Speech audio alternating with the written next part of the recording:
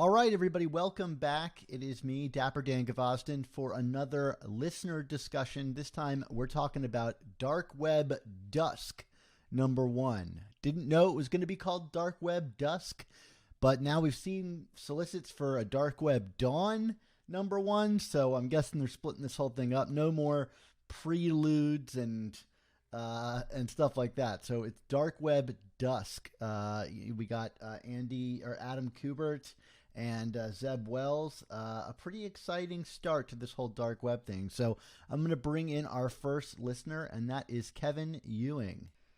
Welcome back to the listener discussions, Kevin. Thanks for having me. Let's try to pretend there wasn't a huge amount of technical difficulty on my end just there, and move on. What are you talking about?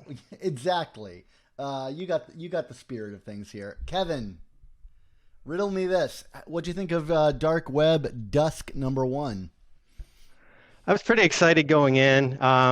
Really liking the Zeb Wells run, and icing on the cake, Adam Kubert's one of my favorite artists. Pretty much of all time, actually. He's high up on the list. So I was quite excited to have him back on Spidey, and old school Inferno fan as well. So this was hitting the sweet spot for me. Well, tell me a little bit about that, Kevin, because I have not read Inferno, and I went to go on my Marvel Unlimited to see the guide for Inferno, and it looks like 30 some comics, which was quite the hill for me to consider climbing. Especially since I haven't read the Claremont X-Men run. I know, apocryphal. I need to do that. It's the one giant hole in my Marvel Comics knowledge. If only because it's such an undertaking to take in several decades worth of comics. Only one of the most famous runs in comics. That's all. Yeah. Don't rub it in, Kevin. But I thought maybe jumping into the Inferno run would be a bad place because it seems to be kind of a culmination of a half dozen stories that he's built up over the run. Do you think Inferno, let's say our listeners here are considering they've never read Inferno, could you jump into Inferno with a cursory knowledge of X-Men history? I don't know. It's hard for me to say because I have that history there, but it's pretty messy. I think it was crossing over into obviously all the main X titles at the time: Uncanny, X Factor, New Mutants. I think they had some mini series as well to get it kicked off. Exterminators, maybe. Yeah. And then of course it was all throughout the Marvel universe, mailboxes and vacuum cleaners and all these other things were coming alive and eating people. So just from that, it was kind of fun. But yeah, I think going in cold, I think is going to be pretty tough. You've got, Cable as a baby in there. It's not, it's before he came around, and it's really good stuff with Madeline Pryor and all the, if there's a character in the history of comics that's been wronged, she's up there on the list with, how Cyclops treated her, especially when Jean Grey returned. So I think it's a really good story, but kind of hard to just go in cold. I mean, it's my understanding that this is post the death of the Dark Phoenix, and Jean was not meant to return, at least by Claremont's planning. And suddenly the editorial kind of forced that on him. And so he ran with it. And in the process kind of screws over Madeline Pryor, who originally was not meant to be a Jean clone. Is that my understanding? Is that correct?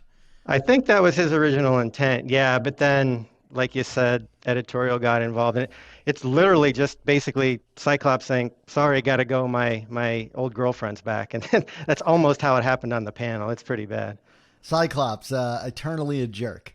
Yeah, I guess so. Yeah. Yeah. Well, maybe he'll get his in this dark web thing.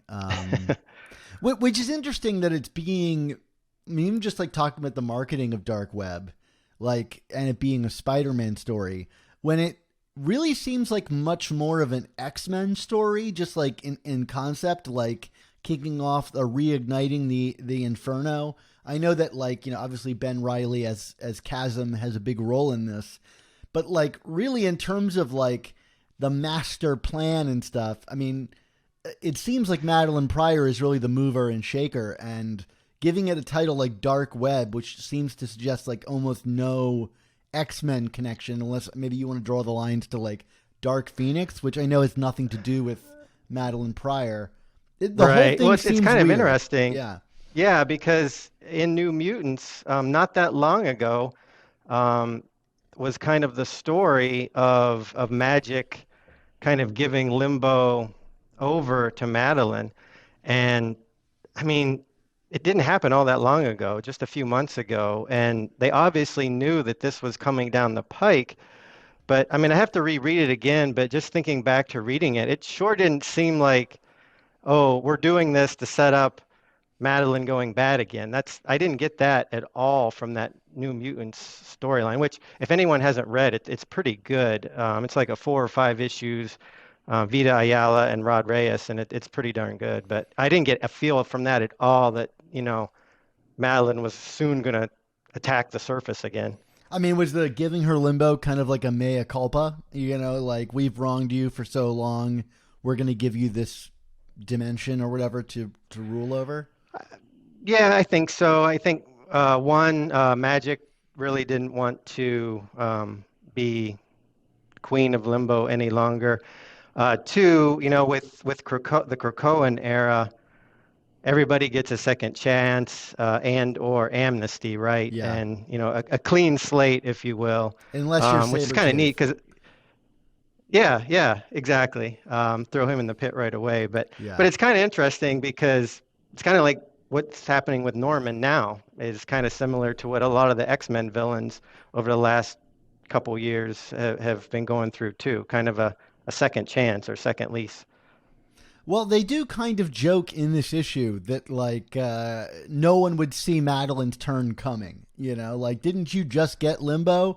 And she kind of is like, yeah, she sort of acknowledges the point that you're making right here, which is that it seems to have come out of nowhere. Right, Um, exactly. and I haven't read that story. I read most of the X-Men titles, but I think I lost New Mutants along the way somewhere. Probably given that I just don't have enough reading history with the characters to make a lot of sense out of the stories that they're telling. The Sure. X-Men mythos is like, I'll read it when I can, but boy, I mean, again, foregoing that I've not read the most popular run of comics. But yeah, yeah. So what'd you think of this issue as like a reignition of Inferno and as its own story? Yeah, it lived up to the hype for me. I was excited going in. I was excited after I was done. I wasn't disappointed. Just starting off with that opening scene with Ben, where I think it was Peter was kind of taking pieces of his face off. That's very similar to something that happened to Madeline back in Inferno. So, for those who had read it before, it was kind of like, oh yeah, we know what's happening. So, it was kind of neat that little callback they had there. Um, and then just the feeling of excitement slash dread as it was kind of building up, and Madeline was playing her organ, and the Latin chant was going on. I felt it built it really well, and then just I thought there was really good character Let me development stop in you there for a too. second. Is that all Sure. stuff from Inferno? Like this kind of Tenebrex Lux thing that she's doing? Is that something a part of Inferno? I couldn't remember that specific phrase from then. If it was, I'm not remembering it. It leans into it pretty heavily. So I was kind of like thinking to myself, that must be some reference that I'm not picking up on. It could be, and Yeah, Magic, kind of knew what it was when she heard it. So yeah, it very well may be. yeah. I mean, I'll just chime in with like my as an outsider to Inferno. I enjoyed this issue because I actually thought, I remembered the like mailboxes coming to life from reading Amazing Spider-Man back in the day and stuff. But like for the most part, I thought this was a pretty smooth transition in for Spider-Man fans. If you'd read the previous Amazing Spider-Man and then this, I'm like kind of feel like, okay, I can read this and get it without knowing all the little callbacks and stuff. To find out that opening scene that you're talking about is a callback to Inferno is really cool. But the fact that it worked for me on the page regardless without knowing that is exciting too. Tell me a little bit more, like things you enjoyed about the issue or things you didn't enjoy. It's fine too. Sure. Well, I kind of talked about Adam Kubert. I really thought the art was handled really well. Both the demonic side in Limbo, it looks like he was having some fun there playing with things. Madeline's cape as it billows behind her, and all the different inanimate objects coming to life. Looks like he kind of was having some fun as he was drawing it. But I think even though it was a kickoff to an event, I thought there was a lot of good character stuff in it, especially around Norman. I thought that was handled kind of interesting, both the coffee bean scene and the little showdown he had with Ben. I don't know why I'm surprised about this anymore. Like that Zeb Wells seems to be really good at continuing a thread. Like every time I head into a new story, I'm like, oh, it's an opportunity for him to get derailed, and I thought Dark Web was going to present us the biggest opportunity to lose the main thread of this story, and boy was I happy to be wrong. I thought all the Norman stuff was the standout here, and I'd be curious about approaching this as an X-Men fan who's picking this up. Might feel really displaced, but as a Spider-Man fan, it's just happy to see all those characters too, like the coffee bean. How long has it been since we've been in that setting, especially with all of those people? Maybe it felt like it was just issue 900 that we did this, but like to me, that still feels like an Elseworlds story, like that didn't really belong in this run. But here, it seems pretty connected to the rest of the fibers of the story we had going so far. Yeah, and we even got a crumb or two with kind of the things we don't know. With I think Carly mentioning that Paul and the kids is quite a story. I don't remember what her exact phrase was, but I don't think we knew that before, right? That Carly is kind of knows what the story was. That was something new, right? Yeah, it's been a little bit since I read that exact panel, but like, is she asking about Mary Jane and Paul, and Mary Jane says it's quite the story, or someone else was, and I got a little confused because Liz was there, but she was at the table with Peter, but then they refer to somebody else as Mrs. Osborne. So I don't know if Harry's mom got the invite to show up here. Or Liz was jumping between tables. It was kind of hard to tell for me, but it was Carly that kind of gave the answer to whoever this Mrs. Osborne was, whether it was the mom or Liz, I'm not sure. Yeah, no, that's interesting. Harry's mom, remember that character that just popped up out of nowhere? Yeah, and also just kind of nice to like acknowledge Harry's death beyond the kind of perfunctory few panels here and there in Beyond. That like this thing would continue to reverberate amongst this group of friends. Especially, with the fact that, it was a clone of Harry and they had that exact conversation between Norman and Peter. I thought that was really well done. Yeah. It makes you wonder, like, this poor friend group, just like keeping all of this straight. Like Flash died, now he's back. Harry was back, but it was a clone. Like, you got to start asking some questions about, like, why am I spending time with this particular group of people that seem plagued in this way? Yeah. And no acknowledgement that Harry Osborn himself opened a coffee bean. So True. to be forgotten in the annals of Spider-Man history. But what are you gonna do? What are you gonna do? What do you think about the? I would imagine like fan desired reconfrontation between Norman and Ben Riley. Yeah, I love that.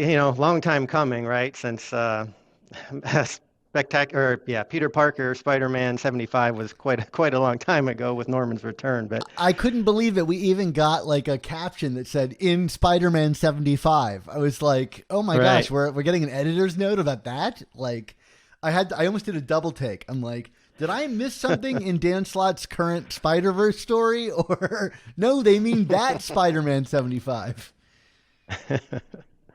but yeah, no, I thought it was a really good tense confrontation.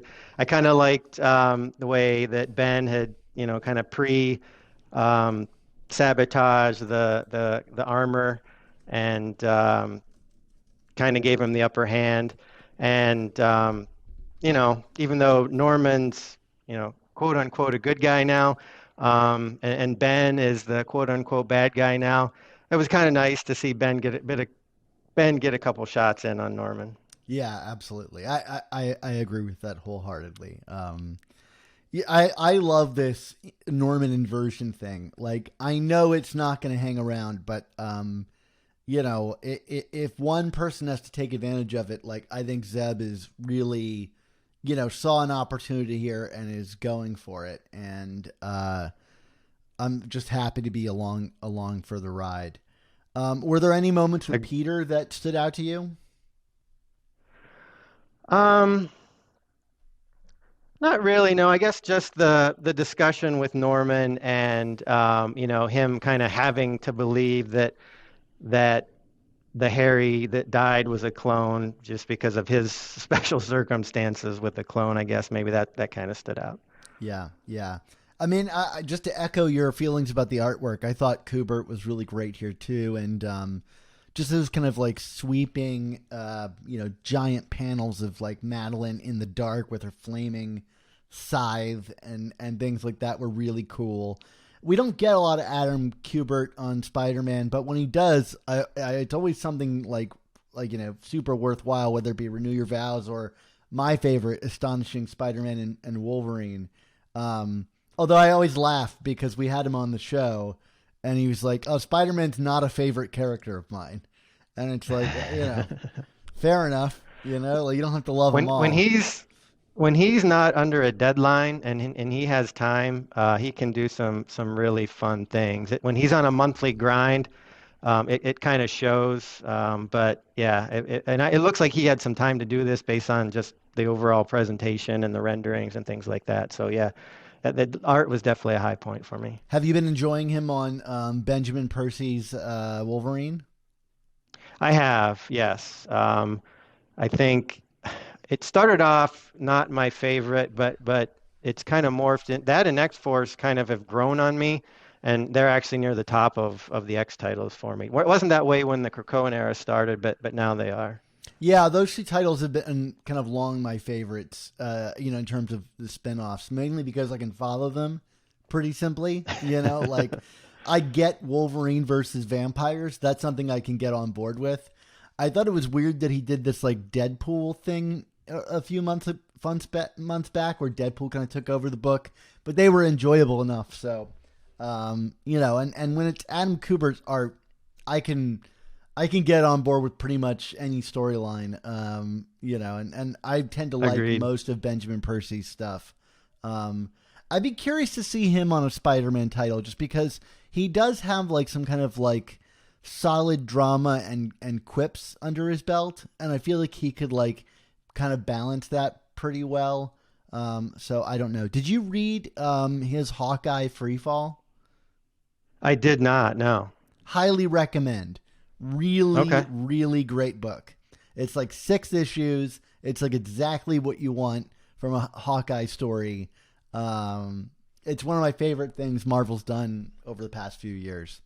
Um, And he does Ghost Rider too, but I haven't read any of that either. I've enjoyed all of the modern Ghost Rider stuff. Like, I think it's a series that keeps getting rebooted over and over and over again. But I've liked every reboot, and I always get bummed that they don't. I guess they don't sell terribly well, so they don't hang around for a really long time. But I think they've been mostly pretty solid. But that's what Marvel Unlimited is for. I hope that those numbers get like in some way passed on back, like to whether or not to continue a book, because I read so many books on there I wouldn't buy necessarily that I should probably be buying. But when you give me the option like that, I can wait 3 months.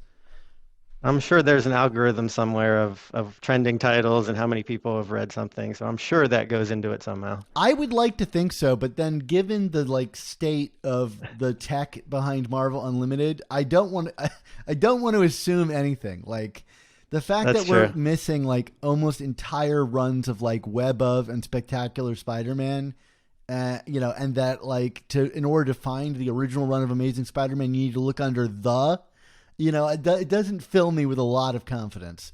But Yeah, true. it is what it is. Well, hey, Kevin, thank you for joining. If you had to give a grade to this book, what would you give it? For me, it was in the B plus range. Great. And are you picking up like every part of this story? Are you like in for a penny, in for a pound?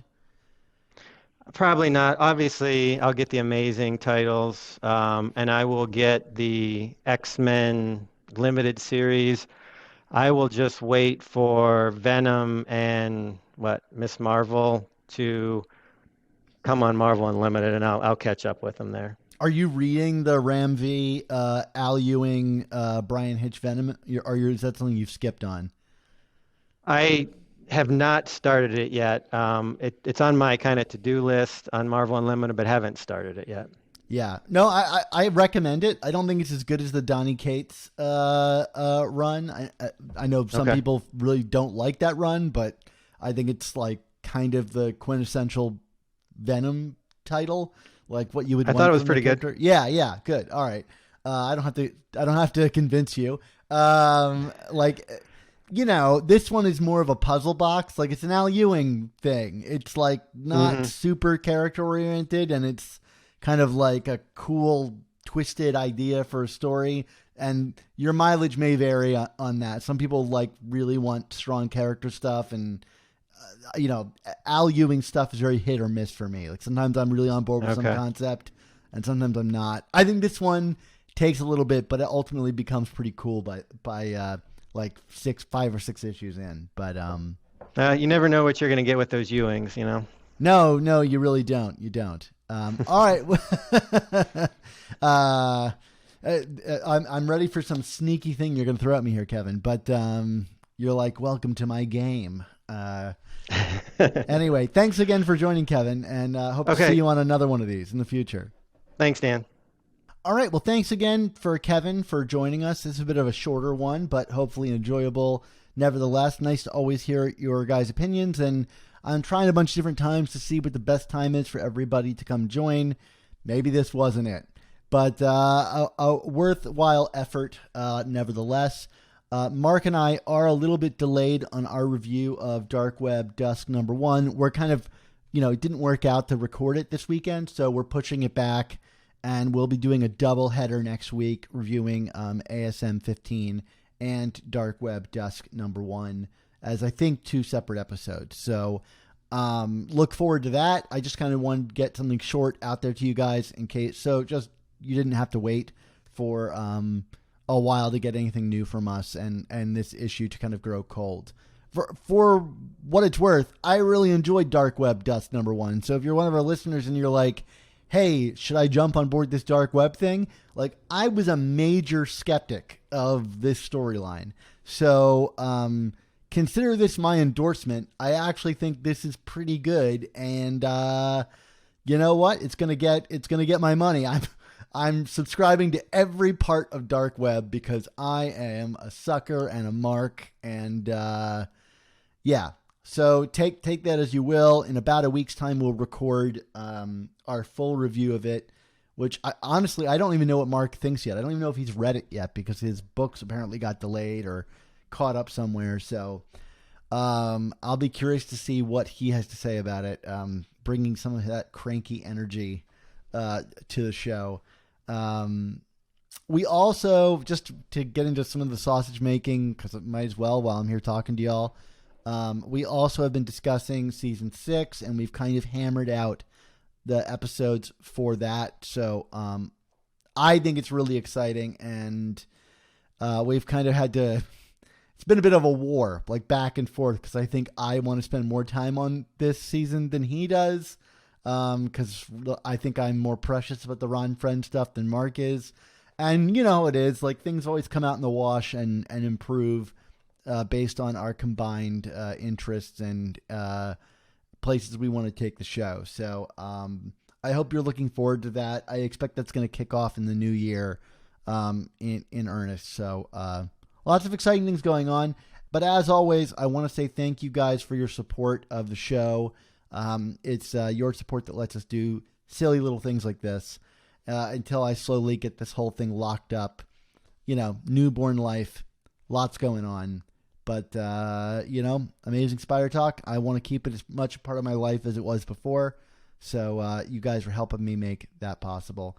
Thank you again, and hope to see you guys in about a week's time.